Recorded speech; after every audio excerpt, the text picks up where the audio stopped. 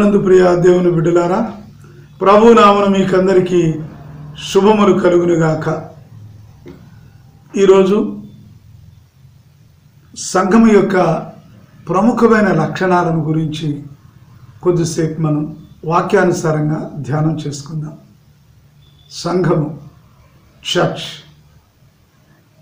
చాలా చోట్ల మనం వింటున్న మాట ఏమిటంటే, చర్చ్ అనగానే చర్చ్ బిల్డింగ్ దగ్గరికి వెళ్ళిపోతున్నారు. No, it's a place of public worship.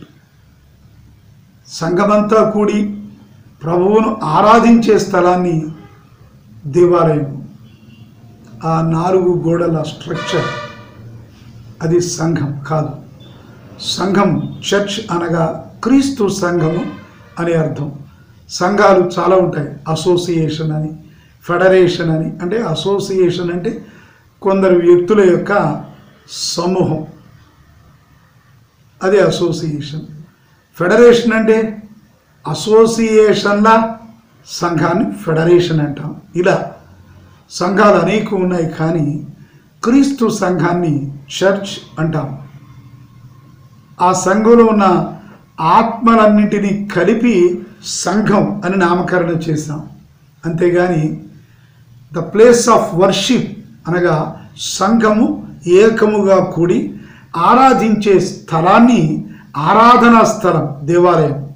అంతేగాని ఆ బిల్డింగ్ చూసి చర్చ్ అనకూడదు.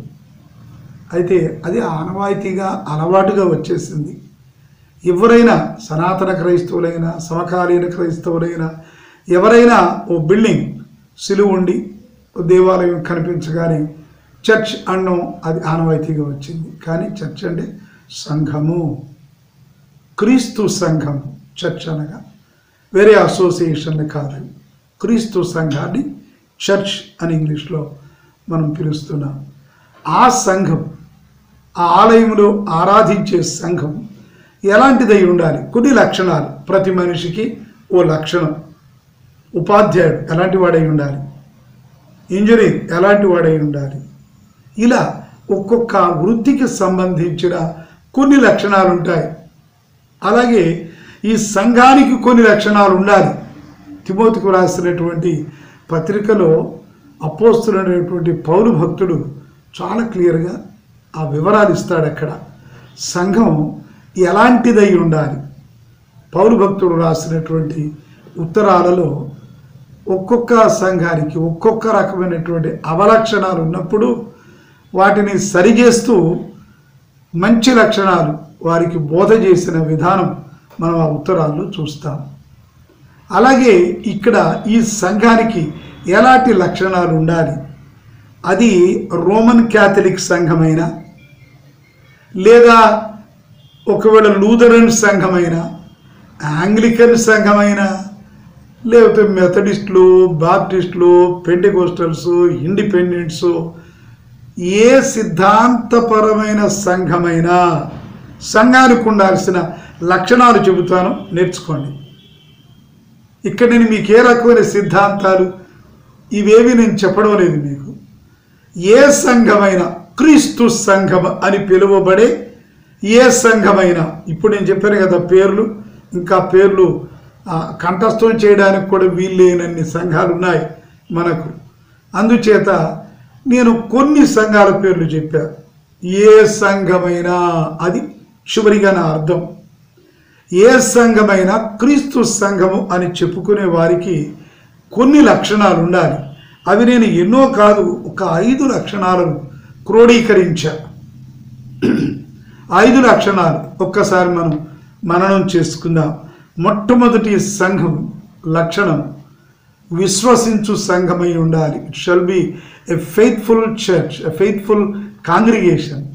విశ్వసించు సంఘం, దేవునికి విశ్వసనీయమైన సంఘంగా ఉండాలి.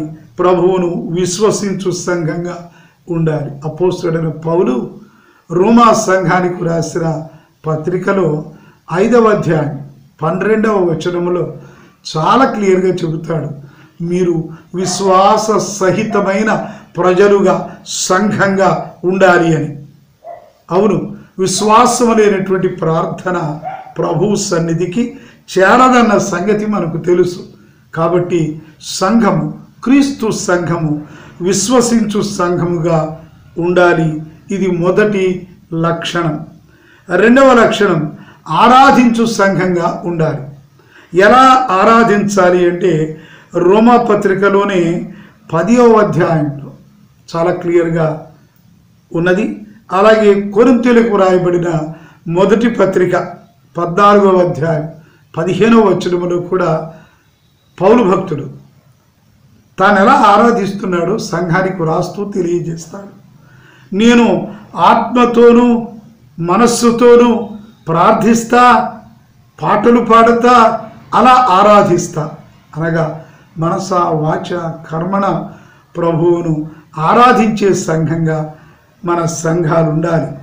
మూడవ లక్షణం, పవిత్రమైన సంఘంగా ఉండాలి. తిమోతికు రాసిన మొదటి పత్రికలో 4వ అధ్యాయంలో చాలా సవివరమైనటువంటి తీర్పును లేదా సవివరమైనటువంటి ఆజ్ఞలు జారీ చేసినట్లుగా చెబుతాడు తిమోతికి పౌలు భక్తుడు. ఏమిటంటే పవిత్రమైన సంఘంగా ఉండాలి, సంఘములో ప్రజలు పవిత్రమైన ప్రజలుగా ఉండాలి అంటాడు. 4వదిగా it shall be a giving church, ఇచ్చు సంఘముగా ఉండాలని కొరింథీయులకు రాయబడిన మొదటి పత్రిక 16వ అధ్యాయంలో మనం చాలా వివరంగా చూస్తాం. ఇచ్చు సంఘముగా, ఇవ్వడం అంటే ఏమిటి అనే విషయాన్ని మనం చూస్తే అనేక రకాలైనటువంటి వివరాలు పరిశుద్ధ గ్రంథంలో మనం చూస్తాం.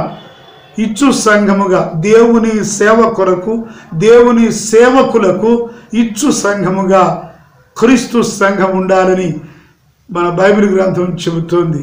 చివరిగా సాక్ష్యమిచ్చు సంఘముగా మనం ఉండాలి అని చెప్పి అపోస్తలుల కార్యములు ఎక్కడ చూచిన సాక్ష్యం సాక్ష్యం సాక్ష్యం. It shall be a witnessing church. మనము విశ్వసించు సంఘముగా ఉండాలి, ఆరాధించు సంఘముగా ఉండాలి, పవిత్రమైన సంఘంగా ఉండాలి, ఇచ్చు సంఘంగా ఉండాలి, సాక్ష్యమిచ్చు సంఘంగా ఉండాలి. ఇది క్రీస్తు మెచ్చుకొనే క్రీస్తు సంఘం. కాబట్టి ప్రభునందు ప్రియ సహోదరుడా, సహోదరి, ఈ వాక్యాన్ని వింటున్నటువంటి మీరందరూ సంఘస్థులు అయి ఉండొచ్చు. అది ఏ సంఘమైనా మీ సంఘంలో ఈ లక్షణాలు ఉన్నాయా? ఒక్కసారి ఆలోచించుకోండి. ఈ లక్షణాలు లేకపోతే ఈ లక్షణాలను అలవాటు చేసుకోండి. ఈ వర్తమానాన్ని మీకు తెలిసిన ప్రతి క్రైస్తవ గృహానికి షేర్ చేయండి. ఈ వర్తమానాన్ని సంఘం యొక్క లక్షణాలు ఏమిటో నేను చెప్పాను. ఆ లక్షణాలు కలిగిన సంఘము అది సజీవమైన సంఘము. లేదా దీనిలో ఏ ఒక్కటి తక్కువైన నిర్జీవమైన సంఘం ఏమీ లేకపోతే, ఒకటో రెండో లేకపోతే కుంటి సంఘాలు అయిపోతాయి. కాబట్టి అలా ఉండొద్దు. సజీవమైన సంఘాలుగా మన సంఘాలు ఉండాలి. మన సంఘం పేరు ఏదైనా ఈ పేర్లకు గుర్తింపు లేదు. ప్రభు దగ్గర గమనించాలి. ఏ పేరుకు గుర్తింపు లేదు. దేనికి గుర్తింపు ఉన్నది? అక్కడున్న సంఘానికి గుర్తింపు ఉన్నది. అది సజీవము కలిగిన సంఘమా, నిర్జీవమైపోయిన సంఘమా? కాబట్టి ప్రియమైన క్రైస్తవ సంఘమా, జాగ్రత్త. మీ సంఘం ఇలా ఉన్నదో లేదో చూడండి. సంఘం అలా ఉండాలి అంటే ఏమిటి? సంఘస్థులు అలా ఉంటే సంఘం అలా ఉంటుంది. కాబట్టి సంఘస్థులుగా ఉన్న మీరు ఎలా ఉన్నారో ఒక్కసారి ఆలోచన చేయండి. మీ సంఘం ఈ లక్షణాలు కలిగిన సంఘంగా మలుచుకోండి. దేవుని యొక్క ఆశీర్వాదమునకు పాత్రులవ్వండి. ప్రభు మిమ్మను అలాగున దీవించునుగాక. ప్రార్థించుదము.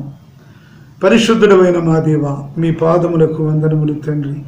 విత్తబడిన వర్తమానము వినిన బిడ్డలందరూ మంచి క్రైస్తవ సంఘంగా నీ చేత గుర్తించబడినట్లుగా ఈ మంచి లక్షణాలను అలవాటు చేసుకునే భాగ్యం, అలాంటి ఆధ్యాత్మికత ఈ వినిన బిడ్డలకు ప్రసాదించండి తండ్రి. అలాగే వినిన కుటుంబాలన్నింటినీ మీరు దీవించుమని, వారి ప్రతి అవసరత తీర్చుమని, అనారోగ్యముల నుంచి స్వస్థత దయచేయమని, వారి ఇబ్బందుల నుంచి వారికి విడుదల కలుగ చేయమని, వారి న్యాయపరమైన కోరికలన్నీ తీర్చుమని యేసు నామమున వేడుకొని ప్రార్థన చేయుచున్నాము తండ్రి, ఆమెన్. తండ్రి, కుమార, పరిశుద్ధాత్మ త్రిత్వదేవుని కృపయు సమాధానమును సదాకాలము మీకు తోడయుండునుగాక. ఆమెన్.